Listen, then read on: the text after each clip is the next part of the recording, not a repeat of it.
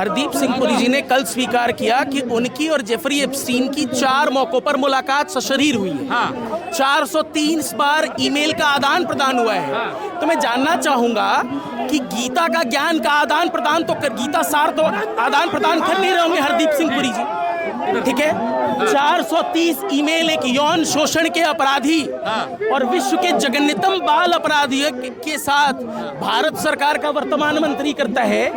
ये तो ग्लानि का विषय है। यदि नरेंद्र मोदी जी में नैतिकता बची होती तो आज तो वो इस्तीफा दे रहे होते। हम तो फिर भी कह रहे हैं कि नरेंद्र मोदी जी, अगर आप में नैतिकता बची है तो आप हरदीप सिंह पुरी को बर्खास्त करें, क्योंकि वो अछूत है। एक मंत्री जो यौन अपराधी से संपर्क में है, वो सदन के पटल पर किस अधिकार से खड़ा हो सकता है? लोकतंत्र के मंदिर में एक अछूत, एक पवित्र नियत का व्यक्ति तो जाने योग्य नहीं है। ये घोर अपराध है कि अगर नरेंद्र मोदी जी अलाउ कर रहे हैं तो, और अगर कर रहे हैं तो ये क्यों ना माना जाए कि नरेंद्र मोदी के इशारे पर वो जेफरी एप्स्टीन से संपर्क में थे। लेकिन वो तो कह रहे हैं कि हम काम को लेकर जाते थे, उनसे हमारे कोई संबंध नहीं थे वैसे। अच्छा, विदेश सेवा में कार्यरत थे हरदीप सिंह पुरी। जेफरी एप्स्टीन की गतिविधियां संदिग्ध हैं। ये 2010-12 से लोगों को जानकारी है, ठीक है। और हरदीप सिंह पुरी सबसे नादान है। ऐसा क्या काम था? क्यों संपर्क में थे? तो आप लोग क्यों नहीं जा पा रहे? पुलिस प्रशासन आपको धक्का दे रही है। पुलिस प्रशासन इसलिए हमें रोक रहा है क्योंकि उसे मालूम है कि असहज प्रश्न जो हैं उसका उत्तर भारतीय जनता पार्टी और नरेंद्र मोदी कभी दे सकने में अक्षम है। असहज प्रश्नों का उत्तर दे सकना इनके लिए संभव नहीं है। पुलिस हमें इसीलिए रोक रही है कि अगर हम हरदीप सिंह पुरी के दरवाजे तक गए तो हम प्रश्न करेंगे कि क्यों, जब यूपीए सरकार में किसी मंत्री के ऊपर इस किस्म के आक्षेप लगते थे तो इस्तीफे हुए, हमने इस्तीफा लिया, बर्खास्त किए गए मंत्री। लेकिन आज ये चुप्पी क्या कमजोरी है? क्यों जेफरी एप्स्टीन के साथ नाम जुड़ने के बाद फटाफट ट्रेड डील साइन हो जाती है? हरदीप पुरी ने कहा तो कि आप सवाल ही गलत पूछ रहे हैं। पब्लिक डोमेन में सारी जानकारियां पहले से थी, 3 मिलियन जो है ईमेल सारी पहले से थी, आपने होमवर्क नहीं किया था।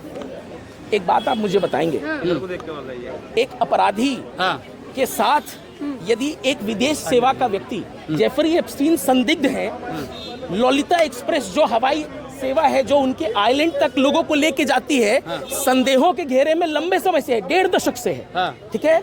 अब ये तो बेशर्मी की इंतहा है ना कि आप हम पे आक्षेप कर रहे हैं कि भाई मैं तो नंगा था, आपको ही नहीं मालूम है, आज आपको जानकारी हुई कि मैं नंगा था इसलिए मेरा अपराध क्षमा हो जाता है। ये तो नितांत बेशर्मी का आर्गुमेंट है ना कि भाई मैं तो नंगा ही था, आपको आज मालूम पड़ा है तो आप मुझसे कह रहे हैं कि आप नंगे कैसे हो सकते हैं। लोकतंत्र के मंदिर में जघन्यतम बाल अपराध के दोषी से संपर्क में रहने वाला ऐसा कौन सा काम था कि एक विदेश सेवा के व्यक्ति को जेफरी एप्स्टीन जैसे अपराधी के साथ संपर्क में होना पड़ा? हमें समझाइए ना। इंडिया को प्रमोट करना तो बन गया क्या मेक इन इंडिया? मेरे सामने देखा, मेक इन इंडिया बन गया क्या? अनिल अंबानी जी पूछते हैं जेफरी एप्स्टीन से कि what is the take of Trump on to Modi. मैं समझ नहीं पा रहा हूँ ये हो क्या रहा है। पद व गोपनीयता की शपथ दिलाई जाती है। अरे विश्वगुरु ऐसे थोड़ी बनेगा, विश्वगुरु बनने के लिए लोगों से मिलना पड़ेगा। बलात्कारियों से नहीं बनना है ऐसा विश्वगुरु। भारत विश्वगुरु बलात्कारियों और यौन अपराधियों से संपर्क में होकर के आएगा। हम भैया ऐसे ही ठीक है।